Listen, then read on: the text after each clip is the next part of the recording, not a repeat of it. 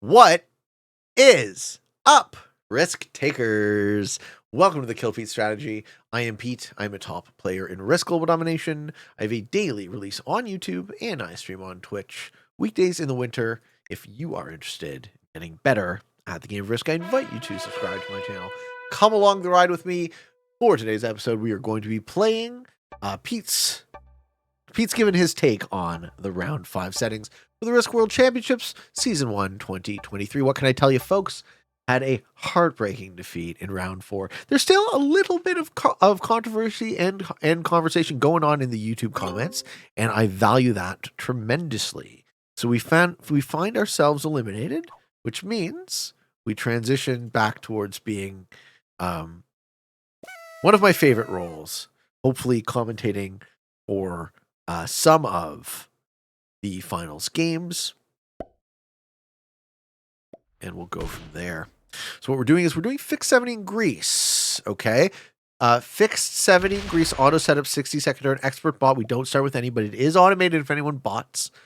Fixed cards, balance blitz dice, no alliance, no fog, no portals, but yes, blizzards.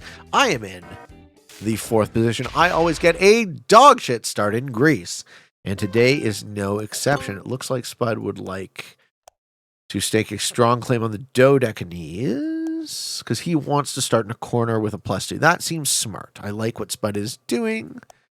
I don't need to interrupt that because I have a great bonus I can take on the first turn. So me and Spud hopefully will not interfere with each other. All right, and then who is Blue? Blue's General Howe. Who are you? Do we know General Howe? General Howe, I assume, is in the chat, ranked as an expert. Well, I suppose you go through the players, right? The man who should need no introduction, a.k.a. Spot top Grandmaster, former host of the World Championships, current host of the Risk Legends Tournament, and we're going to be giving him his own episode with me to do the signups for Risk Legends Season 3, folks. But guess what? Look at this man. 5,155 games, 8,500 hours. And the record, folks, the record for look at what Spud is up to in this game. Friend of mine streams on Twitch. If you don't follow him, please do so. He'd love to have you, okay? Look at these fucking numbers. All right. I like my start a lot. I have just a perfect turn 1 in a +5 that I will take. Downside is we're sitting in the middle of the board. Upside is Marin says, well played. Thanks, buddy. Appreciate the vote. Confidence. Yeah, I don't really have to do anything else. I could be friendly to Spud, but I'd much rather force him to roll a 3-stack. Okay. In the second position, playing as Blue, we've General Howe 13970, and I assume they said hi. They said how, or they said hi in the chat. Ranked as an expert, 152 hours with 73 and 222. In position 3, Therbio from the United States of America. Therbio, a great Risk player, kicking my ass on Pangea the other night. Hope you're doing well, sir. Master in FFA, currently Grandmaster in 1v1s from the United States of America. 580 hours played. And 208 to 543. I'm in position 4. We can't see our own stats in game for some mysterious reason. Playing as red in position 5 of Obidos from Brazil.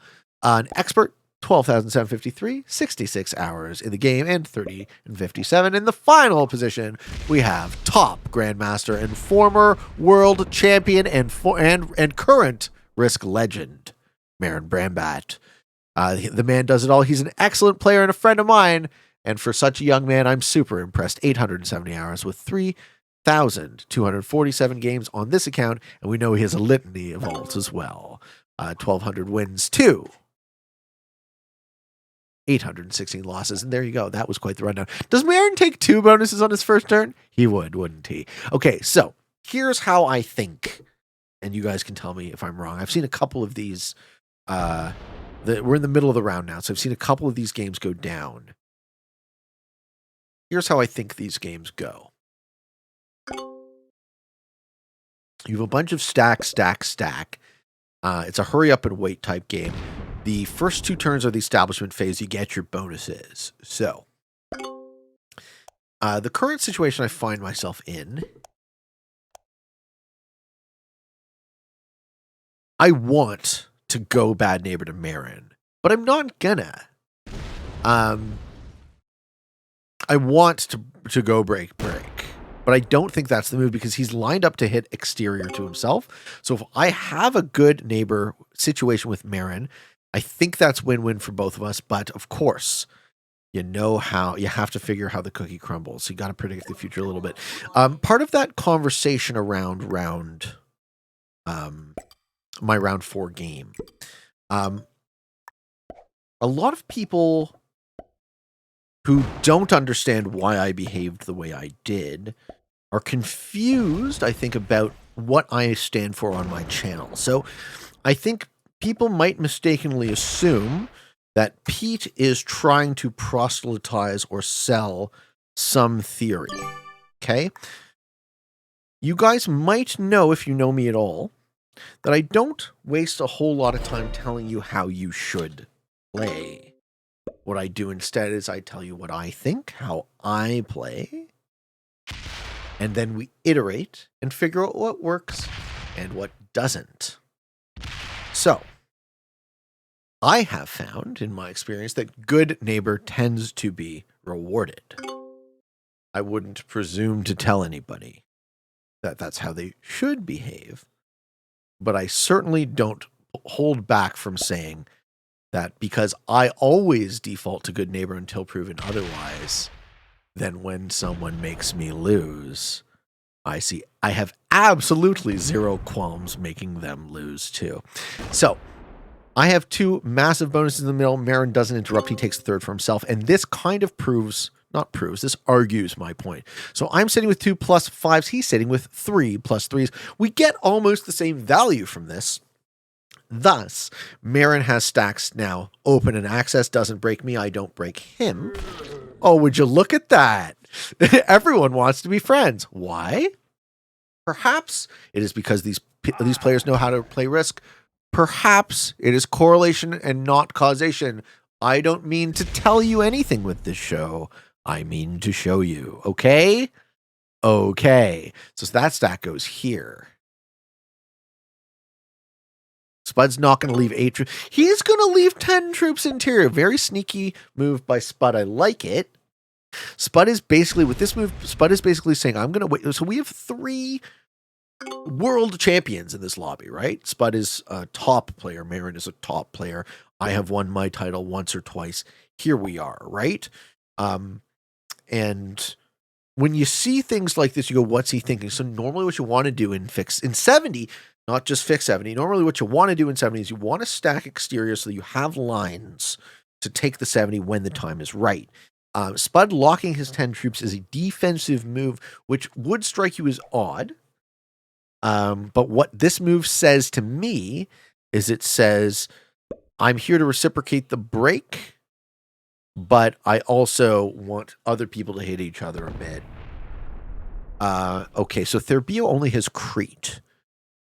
He has a couple of exteriors, so he's not at risk of dying. Also, if we're going to be playing this like a practice game, we probably want to factor in the bounties to the equation. So I'm going to play it like I would play a practice game.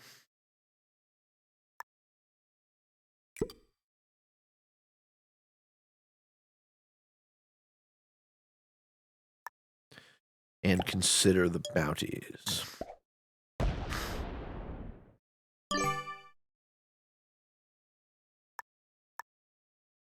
Okay. Marin, also notably, a 70% proponent and champion. So I would say he might have something of the home turf advantage. We see Obidos in the top right-hand side. Likely going to lose his exterior soon.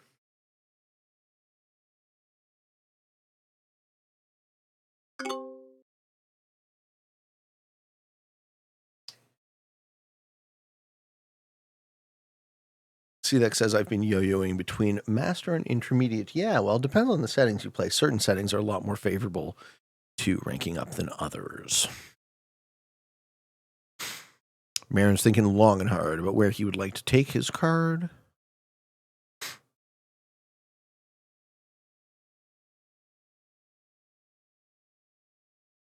The fact that nobody broke either of my +5s leaves Marin and I in a very strong position.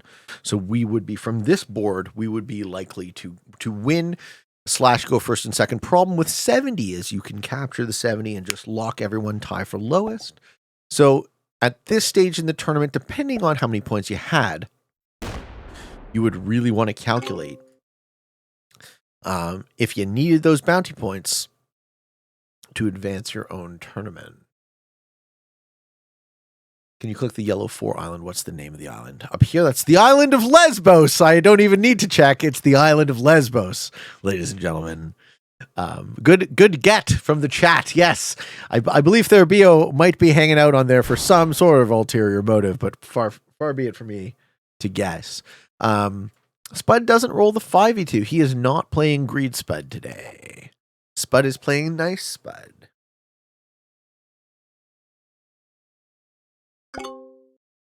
Okay, and he moves his 10 out, which makes sense. All right, that pretty much guarantees the kill on blue for him.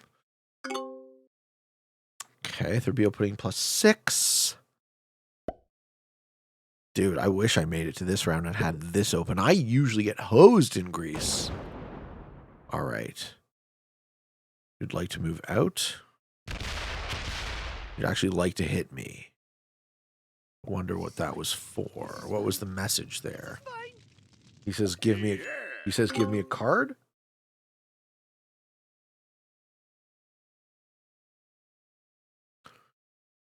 Not entirely sure what the message was there.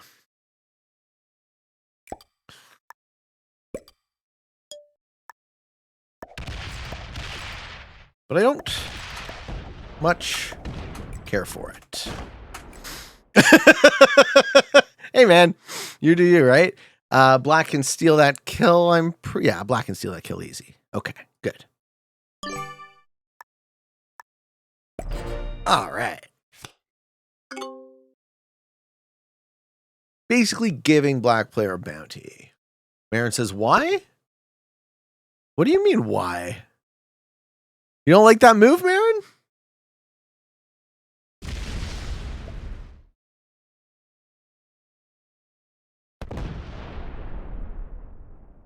All right, and we see our first bounty. Obidos takes the kill on Therbio. GG, buddy.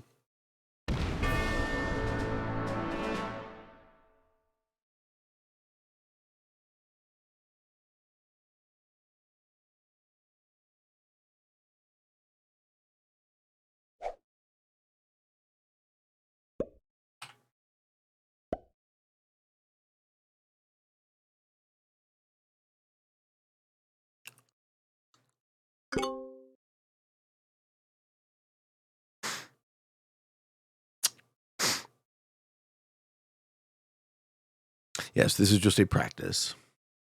I am out, unfortunately.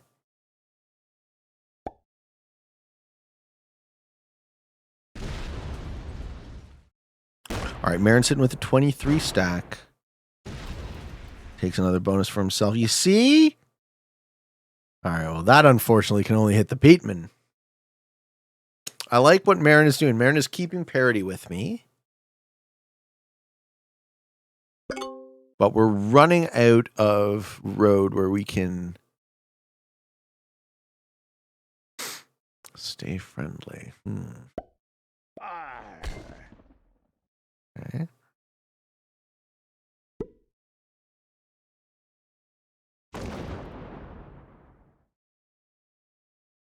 Okay, Spud makes sure that blue can set but doesn't set inside of him. Let's see where this stack goes. Blue's in a rough spot. There's no good play for blue. Oh, and he has the infantry trade. Tough luck, my friend. Tough luck there.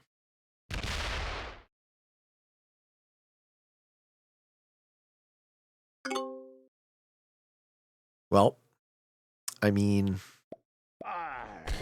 yeah.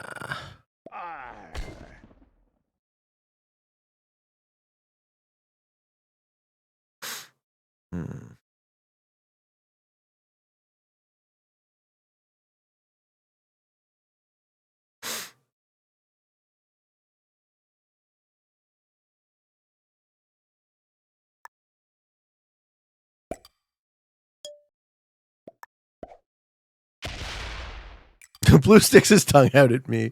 I don't know. Maybe it wasn't at me. Maybe it was at just. Maybe it was just at the situation.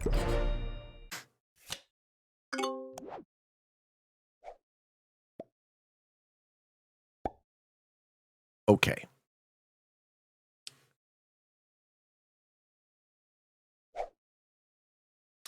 Does Marin have a line to kill blue?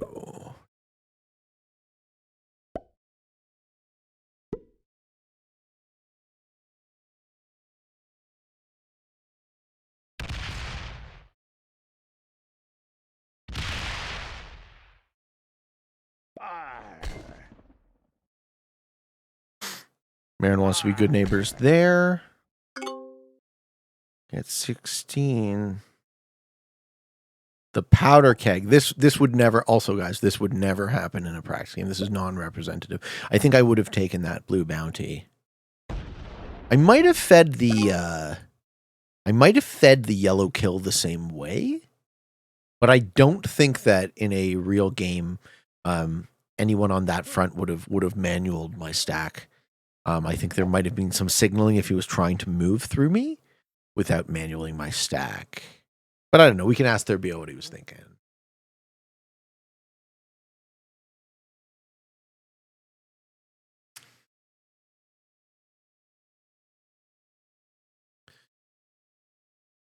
All right. Spud remains in draft. Puts a 15. Hits a 3. Hits blue. I like it.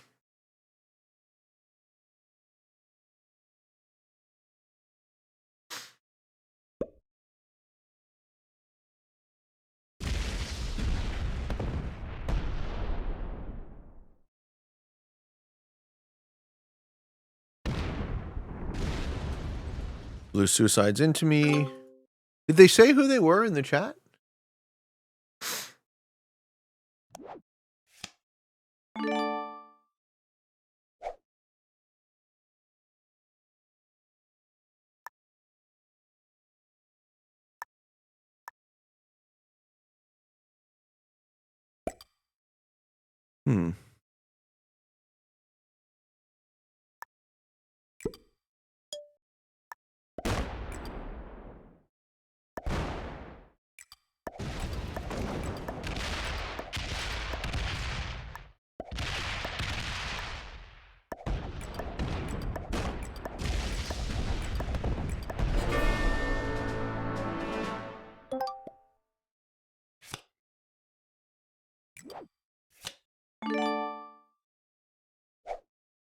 Now, if I kill Spud, I get a set, but I can't kill Spud. So, I don't quite think I have it.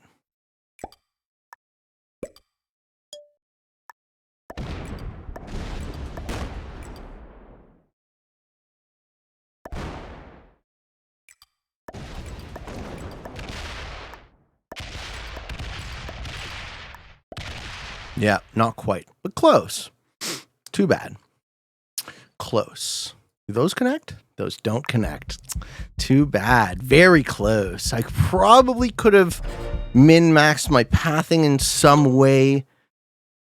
That was fun for me, right? That was just a very first glance on the map. Obviously, if I was practicing this, I would have done a bunch of reps on this because 70% is hard anyways. Great settings. I thought I was going to hate these settings, but I like them.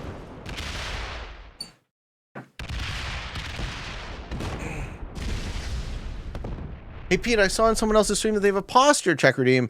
If I was looking for something to replace flex, that might be a good option. No, I have a stretch redeem.